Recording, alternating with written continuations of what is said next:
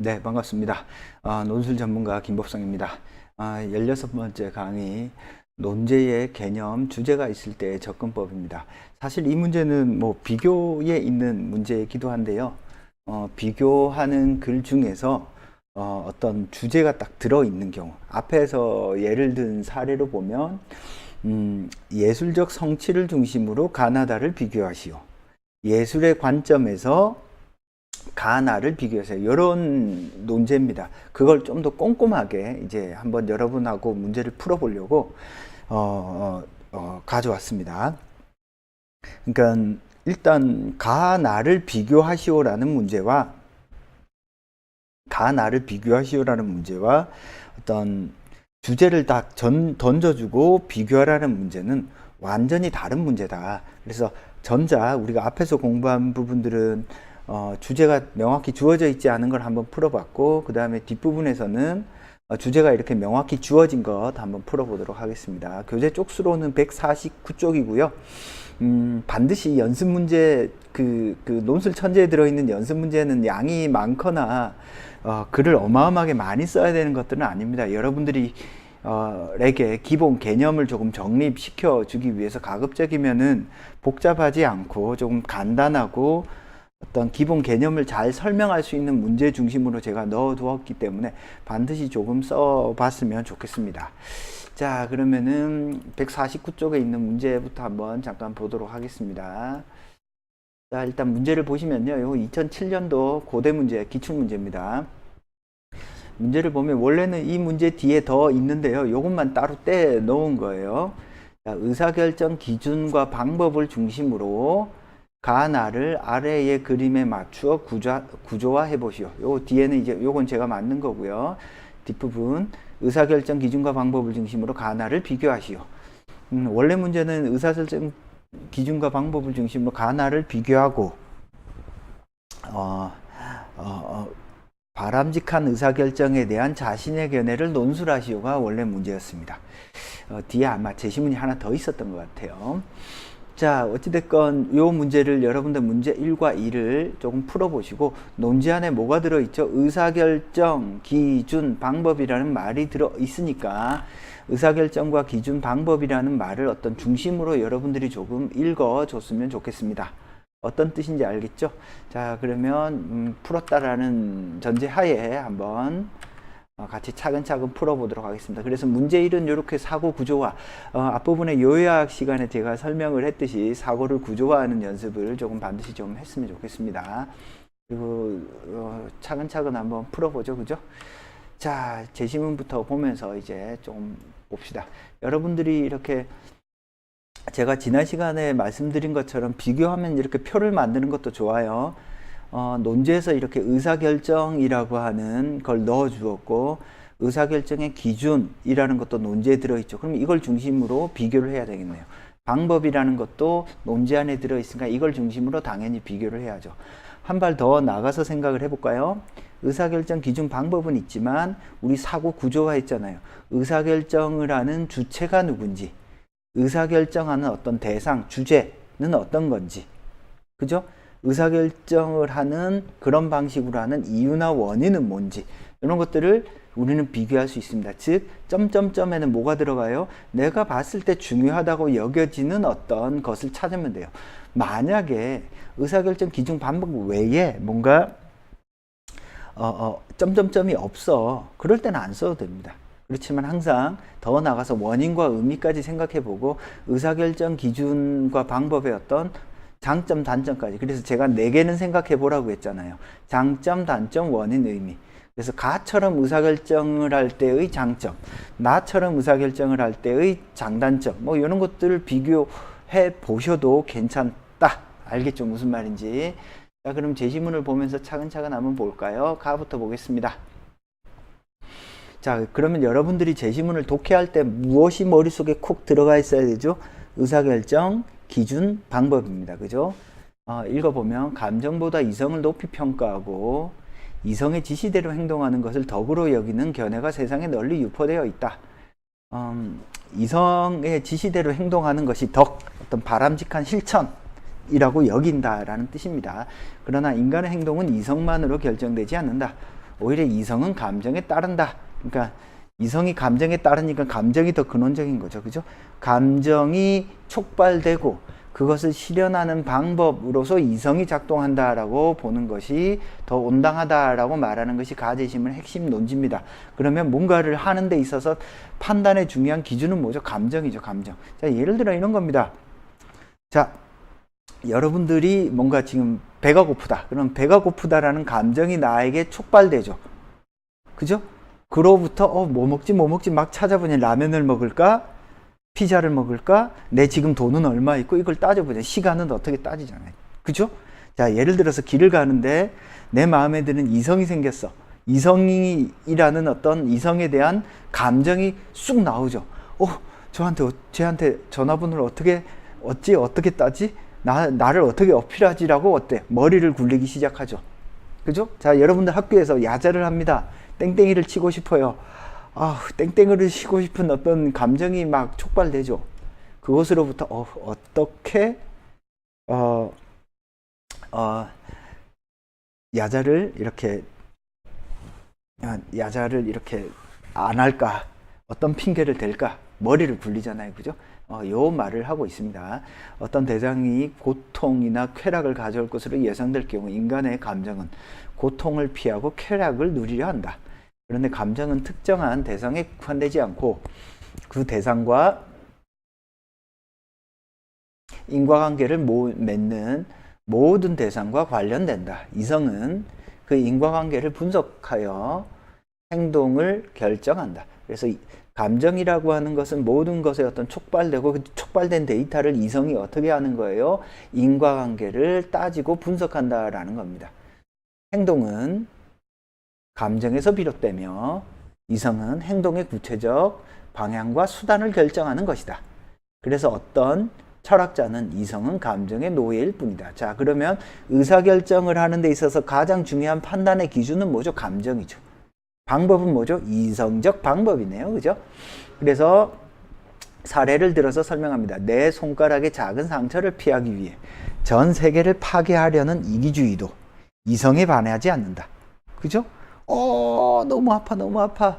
왜? 내 감정이라고 하는 것을 해결하기 위해서 전 세계를 파괴하는 거. 왜? 전 세계를 파괴하는 것이 내 손가락에 아픈 상처를 얻는 것보다 더 중요하니까. 그죠? 내 손가락에 아픈 상처를 이렇게 없애는 게 훨씬 더 중요하잖아요. 자, 그래서 자신의 희생을 이타주의로 이성은 반성하지 않아. 이성은 감정에 충실한 도구다.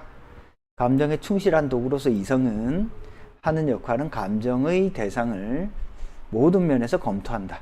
그 결과 어떻게 해요? 감정의 명령을 실행하고자 이성은 어때요? 감정과 관련된 모든 경우를 분석해서 실행 방안을 검토하네요. 따라서 가가 말하고자 하는 것은 의사결정을 하는 데 있어서 이성이라고 하는 것은 가장 중요한 어떤 방법으로서 감정이 촉발되는 어떤 요인들을 분석, 인과관계를 따져서 감정의 요구에 충실하게 봉사하는 어떤 수단, 방법에 불과하다라고 이야기를 하고 있습니다. 그죠? 그래서 의사결정하는 기준은 감정이고 의사결정 과정에 구체하는 과정에서 이성적인 방법을 사용해서 어떤 행동에 옮긴다라고 볼 수 있겠네요. 그죠? 전형적인 가하 제시문은 서양인들이 가지고 있는 방법입니다. 자신의 어떤 감정을 논리적이고 어떤 정당화하는 과정을 서양은 주로 이렇게 많이 추구를 하죠. 자, 이어서 나 제시문 보겠습니다. 공자가 말했다. 도는 사람에게서 멀리 있는 것이 아니다. 도를 행한다면서 사람을 멀리 한다면 그것은 도라고 할 수 없다. 도를 행한다는 것은 사람을 멀리 하는 게 아니다라고 이야기하네요. 그죠? 그러면 도를 실천한다라고 하는 거 어디 산속에서 짱박해서 내가 깨달음을 얻는다라는 것을 의미하는 게 아니에요. 도를 얻는다라고 하는 것은 사람과 사람 사이의 관계에서 그 사람다움이라고 하는 것이 뭔가를 깨닫는 거예요. 군자는 사람다움을 기준으로 자, 기준이라는 게 나왔잖아요. 기준. 의사결정의 기준과 방법을 물었잖아요. 그죠? 그죠? 기준을 뭐라고 했어요? 사람다움이라는 기준을 썼잖아. 그래서 의사결정, 기준, 방법이라는 말이 나오면 여러분들이 텍스트를 읽을 때 기준을 머릿속에 콕 넣어두시고 방법을 머릿속에 콕 넣어두시고 텍스트를 읽으셔야 됩니다. 그 기준에 맞게 바로 잡히면 다스림을 그친다. 그러니까 사람다움이 중요한 기준이에요. 도는 자신의 원치 않는 일을 다른 사람에게 행하지 않는 것이다. 그래서 사람다움의 기준이라고 하는 것은 내가 원하지 않는 걸, 자, 내가 싫어하는 걸 다른 사람에게 해. 그건 도가 아니라 사람다움이 아니라는 거지. 자, 내가 예를 들어서 학교에서 방구를 붕 끼면 옆에 사람이 좋아하나요? 안 좋아하죠. 그러면 내가 방구를 끼는 건 어때요? 사람다움이 아닌 거야. 많은 사람이 있는 데서 방구를 끼는 건 알겠죠? 무슨 말인지. 자, 그래서 조금 더 보겠습니다. 군자의 도에는 4가지가 있대요. 나는 그 중에 어느 한 가지도 제대로 실천하지 못하고 있다. 자식에게 바라는 바로서 부모를 섬기지 못하고, 자식에게 바라는 바로서 부모를 섬기지 못한다. 이건 뭐예요? 내가 자식한테는 기대하면서, 그죠? 내 부모한테는 그렇게 못하는 거야. 하급자의 바라는 바로서 상급자에게를 대하지 못한다. 무슨 뜻이에요? 아, 밑에 놈한테 야 이거 좀 해 저거 좀 해 기대하는 건 많은데 위에 사람에게 대하는 것처럼 그렇게 내가 윗사람이 이렇게 기대하는 바를 충족시켜야지 라고 안 한다는 거예요. 동생에게 바라는 바로서 형을 위하지 못한다. 야, 동생이 저거 좀 해주면 좋겠는데 동생은 형한테 그렇게 위하지 못한다는 거죠. 보택에 바라는 바로서 보택에 먼저 베풀지 못한다. 그러니까 어때? 일상생활 속에서 사람다움의 관계, 사람다움의 관계를 어때요? 어떻게 규정하고 있죠? 서로 배려하는 것, 내가 뭔가 기대하는 것만큼 나 또한 누군가에게 기대를 베풀어야 한다라는 것을 이야기하는 겁니다. 즉 제대로 베품을 실천하는 것을 이야기하고 있네요. 그죠? 자, 그래서 이 도라고 하는 것은 뭐로 규정하느냐? 그래서 공자는 도의 의미에 대해서 이렇게 도의 의미를 가장 중요한 건 아까 뭐라고 얘기했어요? 사람다움을 기준으로 뭘 해요? 뭔가 의사결정을 하는 거야. 그 사람다움의 구체적인 내용이 뭔지 봅시다. 선생님의 도는, 도라고 하는 것은 사람다움이라고 했는데 그 사람다움이라고 하는 걸 또 어떻게 표현해? 충과 서일 뿐이다 라고 이야기해요. 그죠? 도, 사람다움, 이 사람다움의 실천은 충과 서입니다. 그죠? 자, 여기서 충이란 자신의 진심을 다한다는 뜻이고 서란 자신을 미루어 남을 대한다는 뜻이다. 충의 글자가 어떻게 되죠? 마음심자에 저기 가운데 중자 밑에 마음심이 있죠. 그죠? 그죠? 충이라고 하는 것은 마음 한가운데 그 올바른 것을 딱 간직한다 이런 뜻이에요. 그래서 충이라고 하는 것은 단순히 복종한다라는 것을, 군대 가면 충성하잖아요. 그냥 상급자의 말에 무조건 복종한다라는 것이 아니라 올바른 것에 복종한다라는 뜻입니다. 사람을 따르는 것이 아니라 올바름을 따르는 것이 충의 정신이에요. 우리나라의 이 충의 정신이 왜곡된 가장 큰 이유는 어디에 있냐면 유학이 잘못된 것이 아니라 이놈의 박정희가 복종의 논리로서 충을 왜곡해서 가르쳤어요. 학교에서 아이들에게. 그래서 지금 뭐 페미니즘을 이야기하는 사람들은 유학이 잘못되었다 뭐라고 막 이야기하는데 어디에서도 여자를 차별해야 된다라는 말이 논어에 어디 나와 있어요? 없어요. 그걸 그 가부장적인 어떤 질서가 이렇게 자리 잡은 데에는 일제시대를 거치면서 오히려 더 많이 강화된 점이 있죠. 자, 어찌됐건 간에 뭐 그건 그렇고 이제 재심을 집중해서 이야기를 합시다. 그래서 충이란 진심을 다한다는 거고 서란 자신을 미루어 남을 대한다. 자신을 미루어 남을 대한다라는 게 앞에서 나온 하급자를 대하듯이 상급자를 대하고 동생을 대하듯이 이제 그 형을 대하고 그죠? 자식을 대하듯이 부모를 대하는 거예요. 이게 서의 마음이네요. 그죠? 자, 그래서 자연에는 만물과 조화를 이루도록 하는 법칙과 규범이 있다. 모든 인간은 자연으로부터 이 법칙과 규범을 부여받아 동일한 도덕적 본성을 지니고 태어난다. 충은 이 본성을 그대로 따르는 진실된 마음이다. 그냥 도덕적 본성, 사람다움, 즉 도덕적 본성을 기준으로 판단을 의사결정을 하는 거죠. 충이라는 것은 어때? 이 도덕적 본성에 따라서 판단을 하는 의사결정을 하는 거예요. 그죠? 그죠? 무슨 말인지 이해됐죠? 그러니까 충이라고 하는 것은 이게 올바르냐 그르냐를 기준으로 의사결정을 한다라는 거예요. 사람다움, 이게 인간으로서 해야 될 짓이냐 아니냐를 기준으로 의사결정을 해. 알겠죠? 무슨 말인지. 자, 선은 어떠한 경우는 한결같은 충의 마음을 미루어 남을 대하는 방법이에요. 방법. 충선은 동양 철학에서 아주 중요한 개념입니다. 여러분들 그 사탐 시간에, 윤사 시간에도 자주 나오죠. 충서. 그러니까 그 어떤 점에서는 칸트의 어떤 의무론적 윤리설과 상당히 유사한 측면이 있고, 큰 틀에서 보면 다르지 않아요. 그 의무론적 윤리설이 뭐 내 의지의 준칙이 보편적 입법의 원칙에 맞도록 행동한다라는 거잖아요. 서가 그거예요. 올바른 것, 내 의지의 준칙, 올바른 거죠. 네가 옳다고 생각하는 것이 다른 사람에게도 막 보편적 입법의 원리, 어디에서든지 다 먹히는 것에 따라서 행동하자. 그래서 동양과 서양의 어떤 윤리적, 도덕적인 어떤 사고방식 체계가 그렇게 다르지 않습니다. 자, 어찌됐건 간에 충과 선은, 충이라고 하는 것은 올바름을 기준에 놓고 의사결정을 하는 거고, 선은 그것이 진짜 다른 사람에게도 먹히냐 먹히지 않느냐에 따라서 결정을 하는 방법이라는 말을 직접적으로 쓰고 있네요. 그죠? 자, 논제에서 기준이라는 말 앞에 찾아보죠. 기준, 사람다움을 기준으로 썼잖아. 자, 논제에서 이런 어떤 말이 나오면요, 여러분들이 기준, 사람다움을 기준으로 예민하게 논제에 들어있는 어떤 단어들을 제시문에서 찾아야 돼요. 기준 있으면 기준 어디지 찾아야 되고, 방법 어디지 방법 찾아야 돼. 거기에서 뭐가 나와요? 글을 쓰는 어떤 방법이 나온다. 알겠죠? 자, 그런 맥락에서 보면 나 제시문은 의사결정의 기준이 충이고요, 의사결정을 하는 방법은 서입니다. 알겠죠? 자, 충서, 이렇게 동양 철학의 개념이 나오면 그냥 충이다, 서다 이렇게 쓰시면 안 돼요.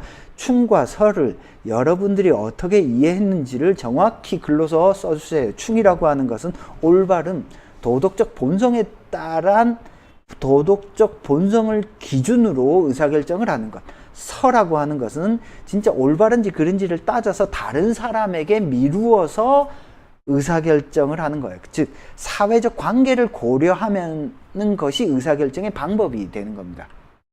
자, 예를 들어 이런 겁니다. 자, 여기 앞에 치킨이 있어. 자, 가에 따르면 의사결정을 어떻게 하는 거야? 아, 배고파. 닭을 집어서 먹는 거예요. 왜? 여기 내가 배고프고 지금 당장 내 배고픔을 채우기 위해서는 집어서, 내가 손으로 집어서 먹어야 되니까.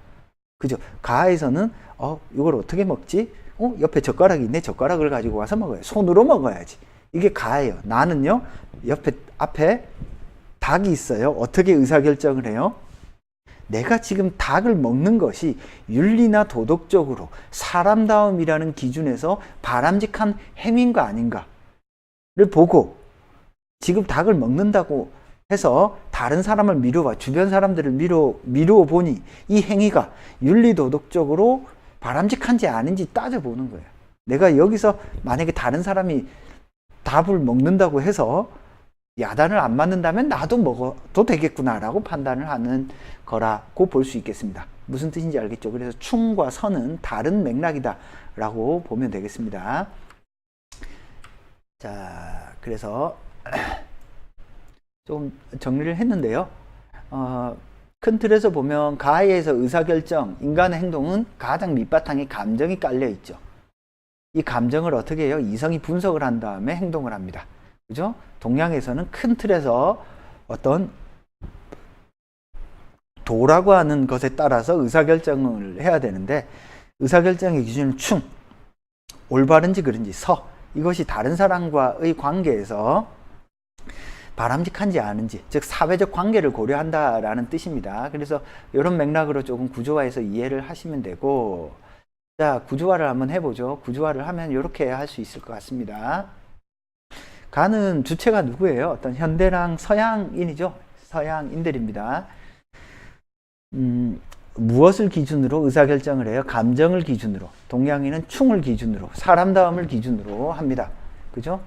그래서 의사결정의 방법은 뭐죠? 이성에 따른 방법, 서에 따른 방법으로서 의사결정을 합니다. 그 이유나 근거는 뭐죠? 감정의 요구를 구체적인 어떤 수행하는 방법, 방향과 수단으로서 이성을 사용하고요. 충을 기준으로, 사람다움을 기준으로 그것이 다른 사람에게 뭐 해가 되지 않는지를 고려해서 행동을 합니다. 그래서 이 방법은 서가 되겠네요. 그죠? 그래서 이런 방식으로 구조화를 하면 큰 틀에서 무리가 없겠다. 알겠죠? 무슨 말인지. 그래서 의사결정의 기준과 방법을 이런 방식으로 정리정돈을 해 두시면 크게 무리가 없겠습니다. 자, 그런데 여러분들이 조금 더 생각을 해보시면 어떤 점에서 좀 차이가 날까를 제가 한번 이야기를 해볼게요. 자, 이건 텍스트상에서 의사결정의 기준과 방법을 일단 기술적으로 구별한 겁니다. 그죠? 자, 그렇게 구별해 놓고 보면 가는 감정과 이성, 나는 충서 말고 쓸 게 따로 없죠. 그러니까 우리는 조금 더 나가서 생각을 해볼 필요가 있겠습니다. 의사결정의 기준과 방법을 중심으로 가나를 비교하라고 했죠. 기준은 뭐고 방법은 뭐다 라고 비교를 한 것까지는 제시문에 있는 걸 있는 그대로 기술적으로 차이를 구분하는 건 아무런 문제가 없습니다. 하지만 여러분들은 더 나아가서 생각할 수도 있어요. 가처럼 의사결정을 할 때와 나처럼 의사결정을 할 때 어떤 차이가 있는지를 조금 구분을 해볼 필요도 있습니다. 가처럼 의사결정을 할 때 나처럼 왜 대학이 가와 나를 던져줬는지를 생각을 해보라는 뜻이에요. 가는 전형적으로 개인주의적인 개인적 차원에서 이루어지는 의사결정이에요.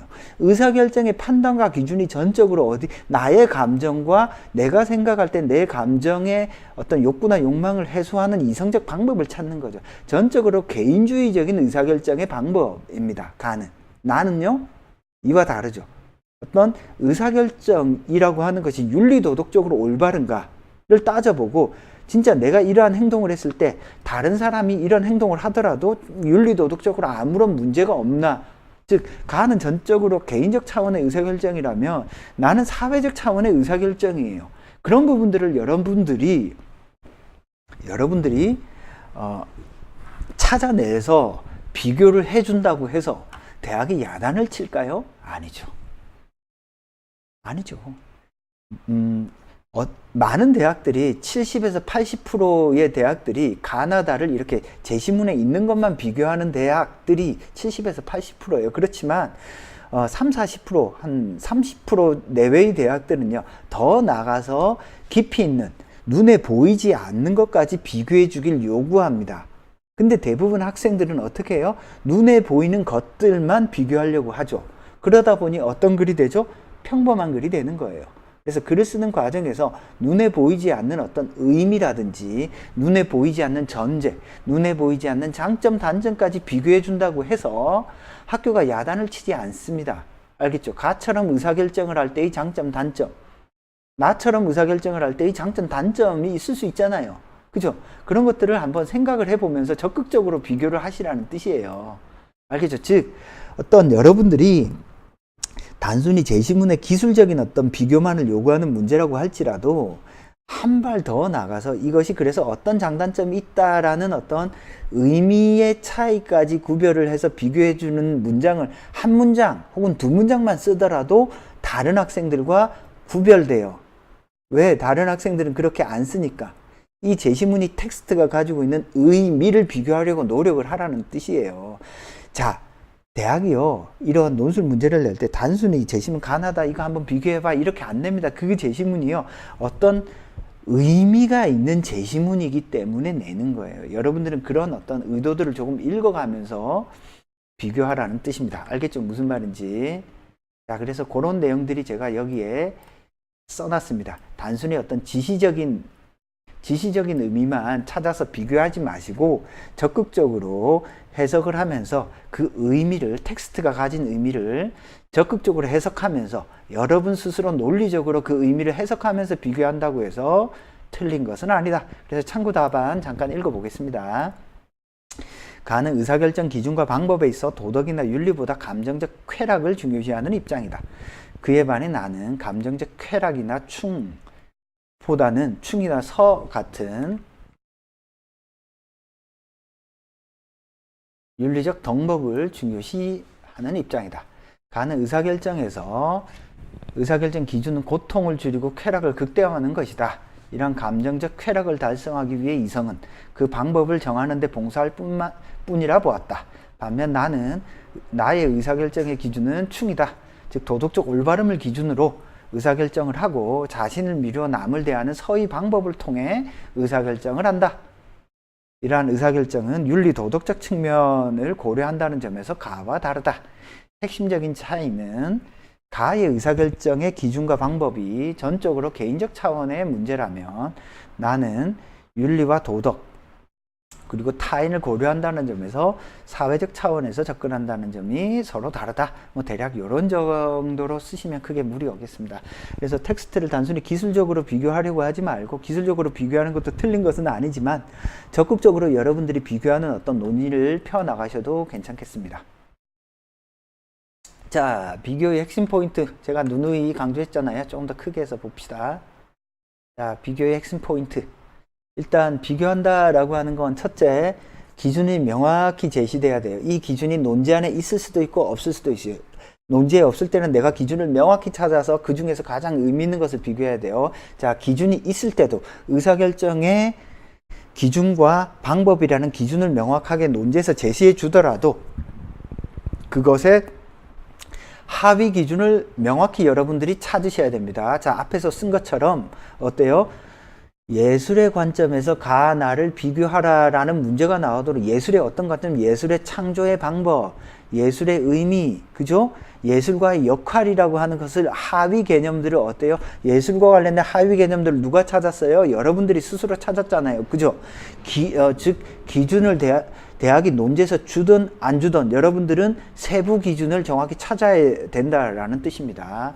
자, 그렇게 기준을 10개 찾고 100개 찾고 중요한 것이 아니라 그렇게 많이 찾은 것들 중에서 가장 의미 있는 것을 중심으로 비교하셔야 되고, 의미 있는 것을 찾았으면 그 중에서 눈에 띄게 차이가 명확히 구별되도록 이분법적으로 범주적으로 명확히 구별하는 비교를 하는 것이 중요하겠다. 알겠죠? 자, 비교 설명은 대략 이렇게까지 마무리하면 될 것 같습니다. 논술천재 합격 후기네요. 이 친구는 고대 합격한 친구네요. 합격 후기는 여러분들이 한번 읽어보시, 책에 들어있으니까 읽어보시고요. 다 논술쌤이, 나무쌤이 열심히 가르쳐서 합격했다라는 얘기입니다. 여러분들 강의 보시다가 좀 궁금하거나 하는 부분들은 제가 이제 대치동에 있는 미래탐구라는 학원, 얼마 전에 학원을 좀 옮겨서 미래탐구라는 학원에서 강의를 하고 있으니까요. 그쪽으로 문의하시면 되고, 인터넷에 검색하시면 제가 어디서 수업하는지 이렇게 좀 나올 겁니다. 그런데 찾아보시면 될 것 같아요. 궁금하신 부분은 1661-5143입니다. 제가 핸드폰으로 연결해 두었으니까요. 어지간하면 제가 다 받습니다. 궁금하거나 질문 있으면 저한테 하시면 될 것 같습니다. 자, 오늘은 논제의 개념, 주제가 있을 때 어떤 식으로 접근해야 되는지를 설명을 했고요. 논제 주제나 개념이 들어가 있으면 그게 머릿속에 콕 넣어두시고 그것과 관련해서 글을 쓰셔야 됩니다. 추가적으로 조금만 더 제가 말을 안 했네요. 그죠? 비교에 대해서 설명을 했는데요. 의사결정의 기준과 방법과 관련해서 비교하라 그랬죠. 그죠? 요거는 뒷부분에서도 다시 한번 또 나오겠지만, 가를 참조해서 나를 설명하라. 논제에 중요한 개념이 없죠. 그죠? 가를 참조해서 나에 나타난 환경 문제에 대해서 설명하라. 어때요? 이렇게 환경 문제라는 개념어가 있죠. 그러면 환경 문제와 관련해서 독해해야 돼요. 지금 논제에 이렇게 개념어가 들어있을 때는 개념어를 머릿속에 콕 넣어두시고 반드시 글을 쓰셔야 된다. 알겠죠? 무슨 말인지. 자, 오늘 강의는 여기서 마치도록 하겠습니다. 논술 전문가 김법성이었습니다. 감사합니다.